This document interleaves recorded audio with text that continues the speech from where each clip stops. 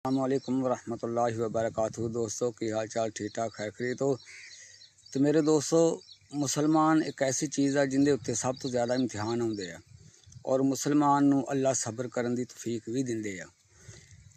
जदों बंदे ते कोई इम्तिहान आवे, कोई मुश्किल आवे, कोई परेशानी होवे, लोगां नूं ना दस्सिया करो, अपने अल्लाह नूं दस्सिया करो, क्योंकि अल्लाह सब्र करने वालियां दे नाल, अल्लाह बर्दाश्त करने वालियां दे नाल हुंदा। हज़रत अली रज़ी अल्लाह तआला अन्हु फरमाउंदे आ कि जिंदगी इस तरह गुजारो कि लोग तुहाडे ते अफसोस ना करन, बल्कि तुसी किसी मुश्किल वक्त दे विच सब्र करो तो लोग तुहाडे ते रशक करन कि इस बंदे नूं अल्लाह ते किन्ना यकीन आ, किन्ना भरोसा वा, अल्लाह दी रज़ा ते इंसान किन्ना राज़ी आ।